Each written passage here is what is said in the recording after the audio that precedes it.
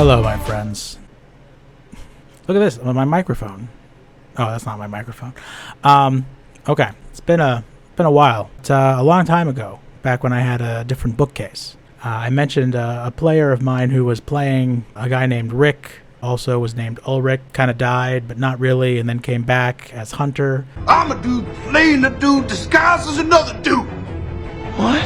And I mentioned the player had another character in between some of those versions of Rick named Jake the Malkavian. So this is the story of Jake the Malkavian.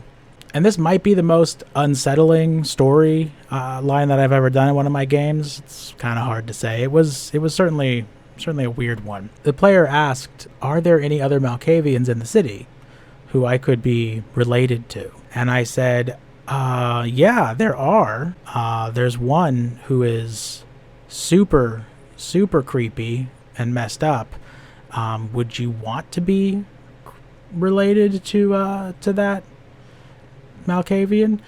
Normally, I'm not like super railroady or predetermined in terms of what I do with the players and how I kind of direct them, but I knew that this player had another character on ice who was, as we were doing this, being dug up, and could always jump to that character if something went wrong. You know, it was like, well, okay, if you want to be related to the super creepy Malkavian, you know, if you want to get nuts. Come on, let's get nuts. Now, a quick note on Malkavians. Malkavians have a really bad reputation within the vampire community, and it's very easy to understand why. Because Malkavians have the same problem that Kender have. They're just kind of custom built for the worst person at your table to view them as an excuse to behave terribly. You get so many Malkavians who just feel like they're all just like weird ditto copies of the Joker over and over again. Just a bunch of lol random like LARPing shit posters. Like that episode of The Office where they all show up dressed as Heath Ledger and it's just like increasingly unimpressive and unoriginal versions of the same character over and over again. Damn it, Creed. I've been up since 4. But Malkavians have so much more potential than just that. Malkavians are the inverse of the Nosferatu, whereas the Nosferatu's curse is that they are permanently twisted and deformed and just damaged on the outside. The Malkavians are permanently deformed and damaged on the inside, and that gives you so much to work with in terms of, you know, what Vampire is supposed to be, which is a game about horror, and specifically personal horror, right?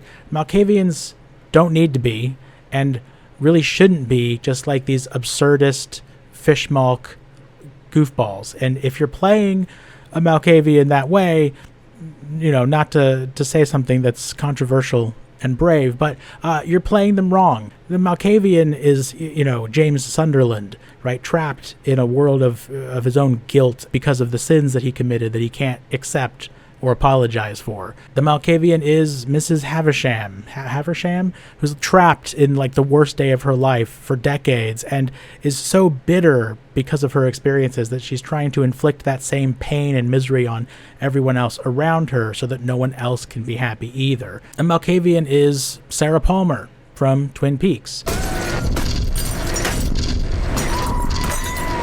The Malkavian is Leland Palmer from Twin Peaks.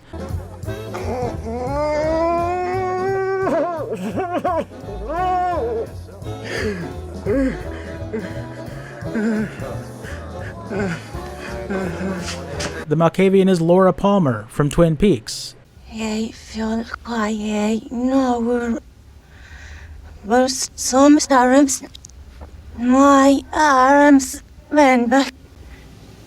If you haven't seen Twin Peaks, I can't really explain that right now, but I guess I'm trying to say two things. First, Malkavians are underutilized and improperly used by so many players and so many storytellers, and they can be so much more. And in a game that's supposed to be all about bad vibes, Malkavians have some of the most deliciously bad vibes imaginable. And second, if you haven't watched Twin Peaks yet, what are you waiting for? David Lynch is gone now. There isn't going to be more. It's finished. You could just go watch it. You could be watching Twin Peaks right now. You could be watching it instead of this.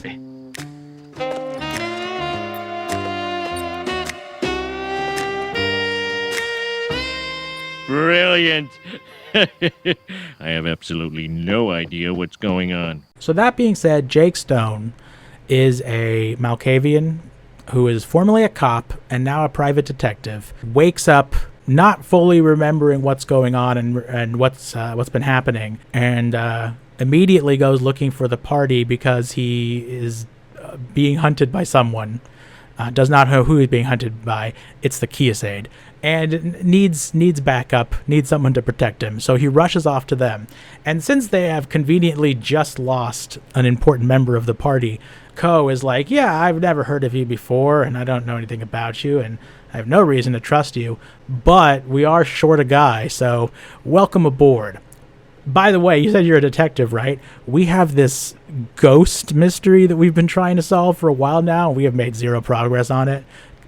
So could you help us pick up with that? The players have been given this side quest a few weeks earlier about a killer ghost, supposedly a killer ghost.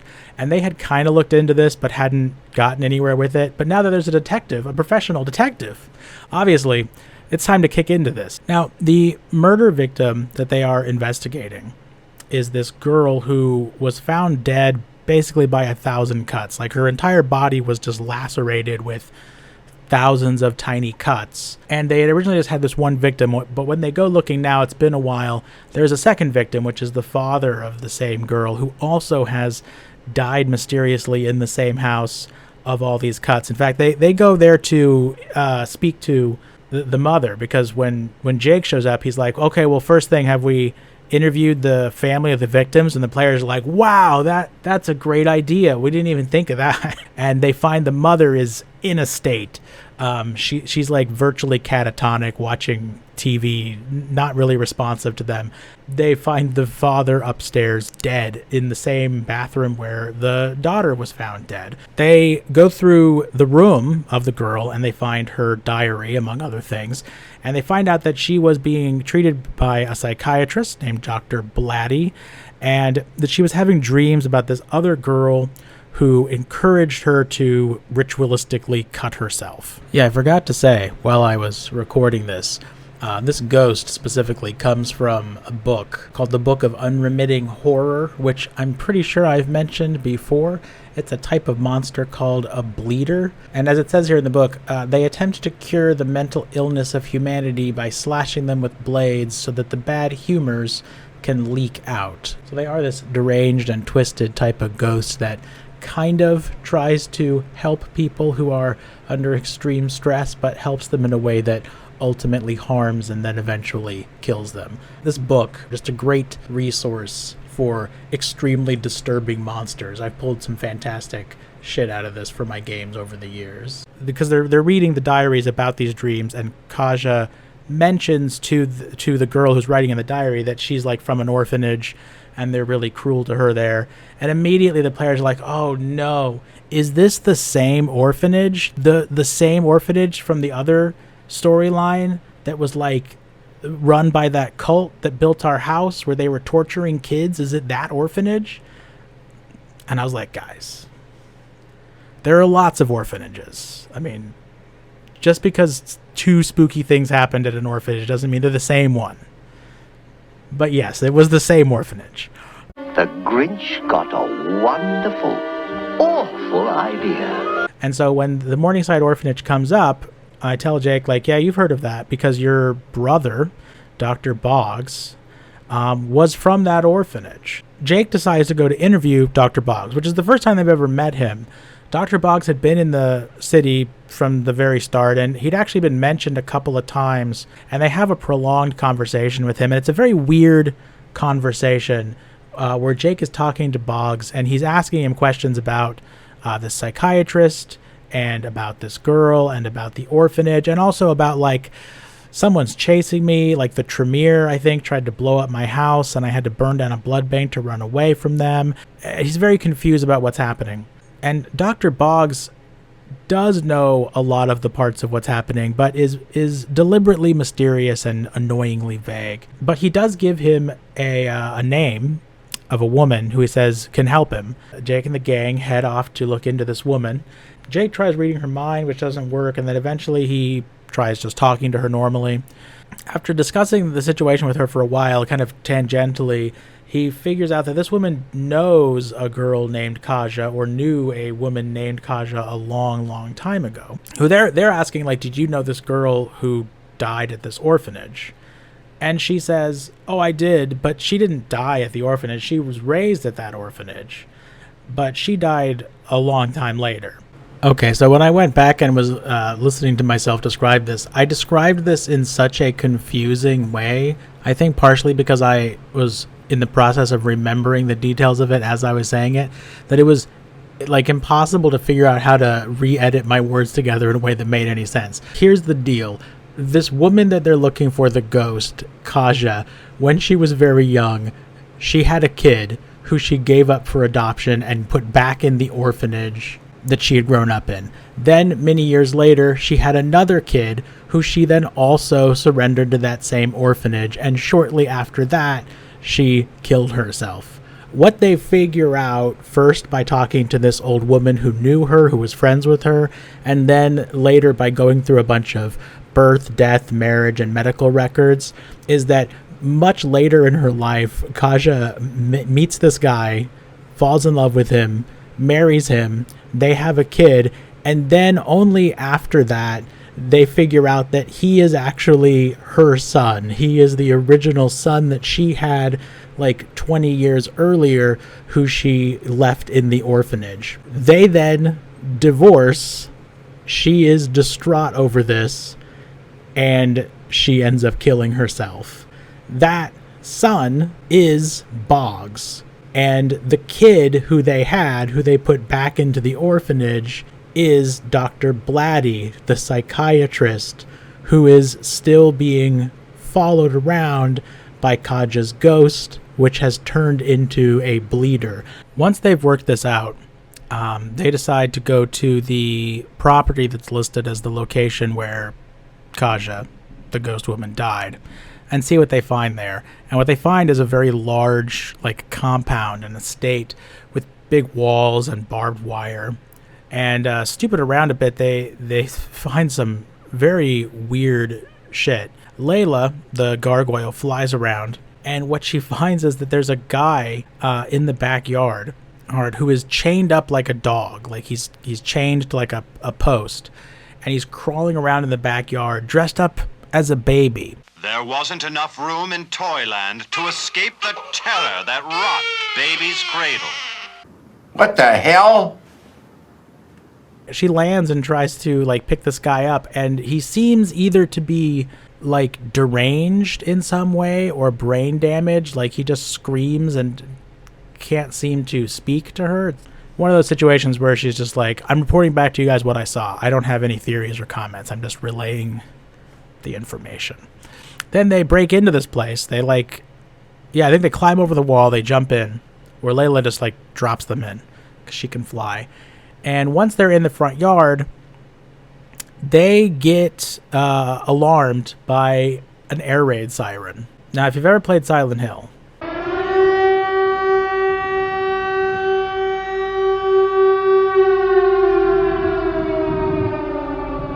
you know that air raid sirens are always a good sign. And they are quickly attacked by this guy in a baby mask. You gotta be fucking kidding. They have this really chaotic fight because this guy in the baby mask, who drives up in an ice cream truck, this is a very powerful Malkavian who is activating Mouth of Madness on them, and so convincing them that the sun is shining. And so several of them are like freaking out because they think the sun is shining, and so they're panicking and running around like as if they're being killed by the air. They manage to pile into a van and like drive through the gates and escape this baby face guy. And they're mostly just like, what the fuck was that? And they're like, we must have stumbled into some are you okay? We must have stumbled into some unrelated nightmare situation. So at this point, they're like, we don't understand or particularly want to understand what is going on at the Baby Man house. I have absolutely no idea what's going on. We would prefer never to go there again. But we do need to fix this situation. Jake goes back to the children's hospital to talk to Dr. Boggs. Again, is trying to like sort through the situation with him and figure out like who this Baby Man guy. Because as much as the other players are like, let's just never talk about the Baby Man again, Jake is like, no, I definitely need to know what's going on with this Baby Man. Something is fucked up. They have a conversation which goes nowhere. But while this is happening, Jake starts to hear ice cream truck music and starts to freak out. And he's like running around the hospital, like being chased by the music. Like it keeps getting louder, and he runs, and then it gets louder from this direction.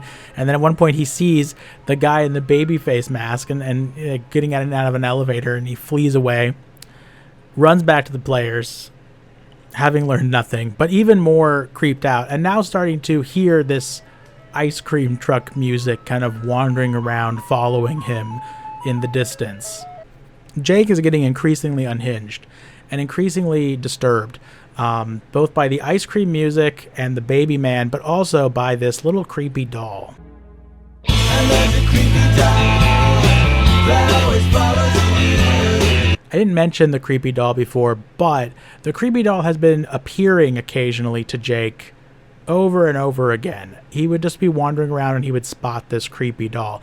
Now, the other player characters have occasionally run into these creepy dolls, but Jake is seeing them a lot, and eventually starts trying to talk to this creepy doll. At first he thinks it's a delusion, but then he starts to think maybe the creepy doll is real, so he chats with it, and the creepy doll tells him that he's a thief and that he should come speak with the creepy doll's family because he's stolen their little king. And Jake is like, that's fucking weird. I don't remember stealing anything. I don't know what you mean, but I guess I should look into this. So they go out to the Kiesade house, which is out north of the city and kind of looks like, the house where the Fireflies lived. And they meet this Kiesade, and the Kiesade tells them that Jake stole their little king. He kidnapped the king from the Kiesade, and he has to be punished, or specifically, as they say, he must be absorbed. At which point Jake just fucking books it. Like, just runs as fast as he can out of the building. Ko is like, sorry, you know how Malkavians are. Let's talk. And Ko manages to negotiate with this Kiesade and convince the Kiesade queen, like, we are absolutely going to go find your little king. The Malkavian kidnapped him by accident. It was a misunderstanding. This was actually the Tremere's fault. It's not important now. We're going to go find him. It does well enough on this negotiation to convince the Kiesade to kind of step back for a second so they don't end up in a fight with them. And as soon as they get out of there, Ko is like, what the fuck? Who would have thought that there would be consequences to just inviting a random unknown Malkavian on the run from an ill-defined enemy into our party? I can't believe that this has backfired on us. So the players are like, okay, I feel like we're even more confused now. God, I have an idea. Let's go talk to Locke. I can't remember if I've mentioned before. Locke is a Sabbat who they met some time ago.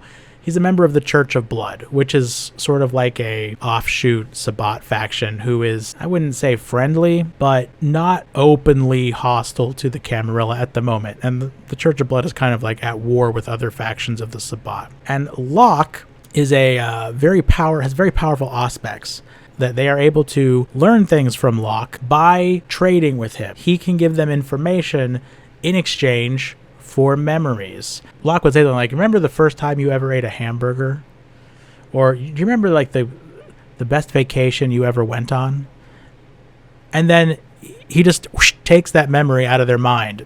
It's gone. They don't remember it anymore. And then he tells them the information that they're looking for. I got this idea for this character from a movie about like a succubus and a warlock, which I can't remember the fucking name of now, but it was the movie that was based on like the VHS.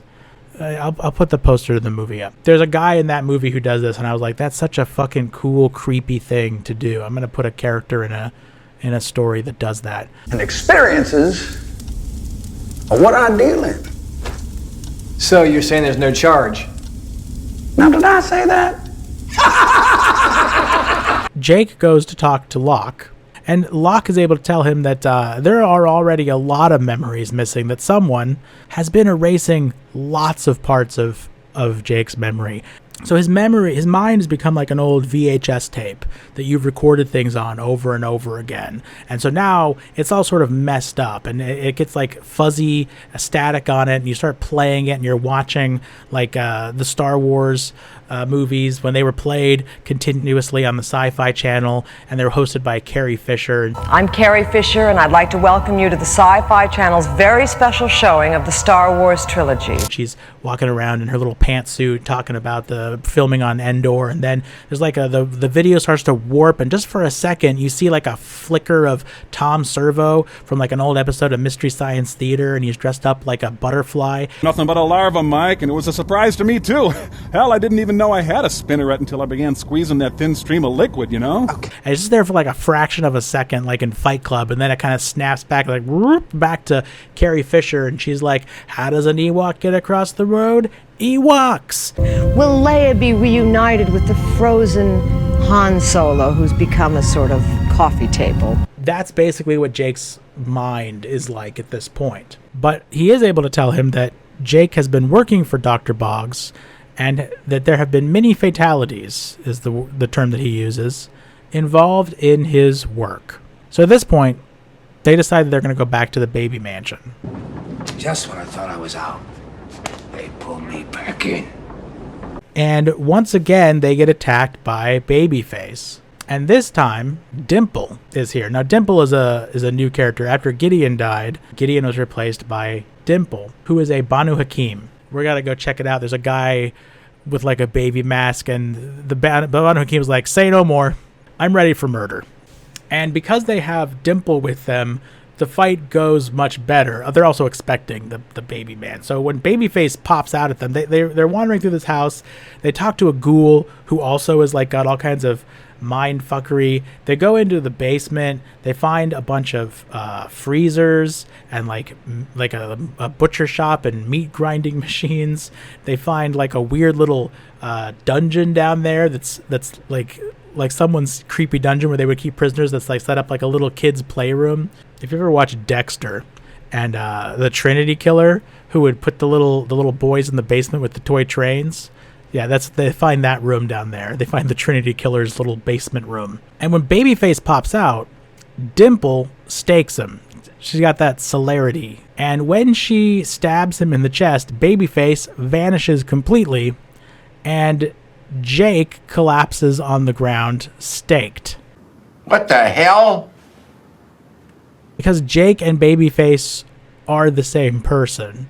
And while Jake is playing one version of this character, Jake, he is just one part of the fragmented mind of the Malkavian who is Jake. The other part of the fragmented mind of the Malkavian who is Jake is Babyface, and is a much more powerful Malkavian who is able to project an image of himself out using obfuscate. But now finally they have figured out what's going on, and they found Kenny, because Kenny, or the Little King as they call him, is one of the Kiesaid who was kidnapped, and he was kidnapped by Jake and brought here to be given to Dr. Boggs. Because Dr. Boggs is so messed up in the head from, various things that have happened to him, he has gone completely insane, much like the Trinity Killer.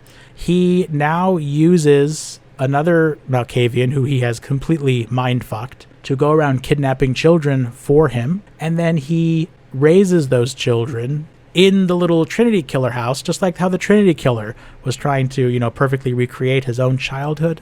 And then he grinds them up and eats them. I got a real good eye for prime meat. Runs in the family. Whoop, whoop. It's one of those hard-shell peppercorns. Now, they try to return the little Kiasaid back to his family, but when they showed, they found out that the Tremere have rolled in there and wiped the Kiasaid out. The Tremere are exterminating the Kiasaid for their own reasons. The players are now in possession of this Kiasaid kid, and they don't know what to do with him, so they take him home. The Kiasaid kid tells them that he and Jake are friends, and they used to solve mysteries. They were like a little buddy cop duo, right? Serial killer cop with a split personality, and the precocious little vampire kid who's also half fairy, every Thursday night on Fox. Then Jake went crazy, kidnapped him, and delivered him to be eaten by Boggs, which kind of soured their relationship. Let's put a pin in that for a second, and let's go check something else. They have also been looking into this quest that Dimple is doing simultaneous to this thing, and as part of that, they have heard that there is some sort of problem at the hospital, and they go down there, and they run into these creatures that they've been looking for, that Dimple is hunting, which are kind of like vampires, but not really like vampires, also kind of like zombies. They're weird. Jake attempts to dominate one of them.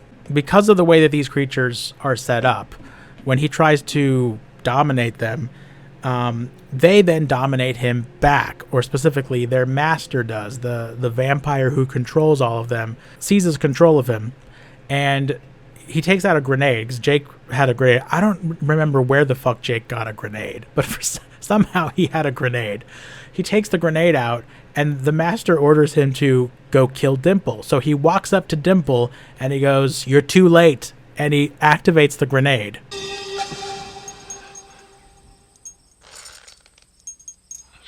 Dimple has that celerity, so just dodges away, but Jake sadly does not. And Jake is destroyed by this grenade. And that was the end of Jake, who never exactly faced justice for his actions, but did end up getting blown up by a grenade, which I suppose is pretty close to that. So that's the end of the story. I don't have anything else. The next video will be, I think, the last one for Portland, where we will do that last storyline and wrap up the Portland campaign, which is like, God, so many years in the past. But I'm just so slow with these videos.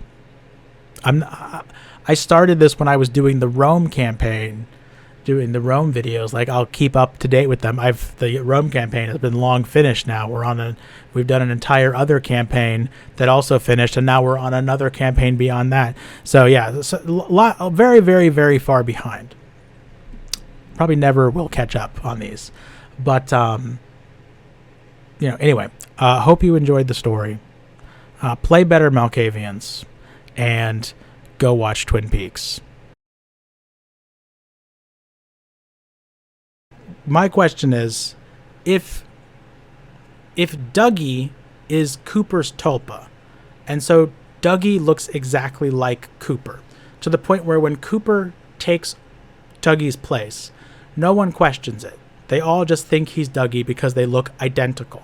If that's the case, and then if Dougie is married to Janie, and Janie is the cousin, stepsister, half-sister, I can't remember what, of Diane, how does Diane not notice that her sister is married to a guy who looks exactly like Cooper, who she worked with in the FBI for years?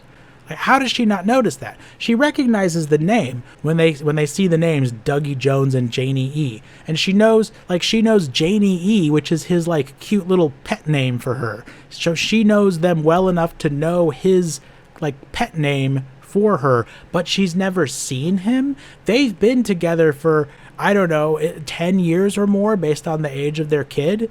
I know she says she doesn't like her sister, but was she not at their wedding? She doesn't have Facebook.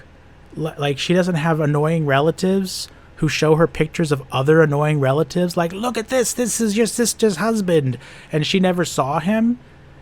And don't tell me that Diane doesn't know what Cooper looks like, because they only communicate on the tape recorder. Diane, 11:30 a.m., February 24th. Entering the town of Twin Peaks. Because that's not true.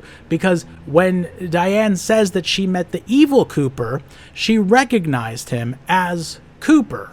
and then realized that it was not the real Cooper, it was the evil Cooper. So she knows what he looks like. So are we supposed to believe that she doesn't know what her sister's husband of like 10 years looks like? She's never seen a picture of him. Or is there some other reason why she doesn't recognize him?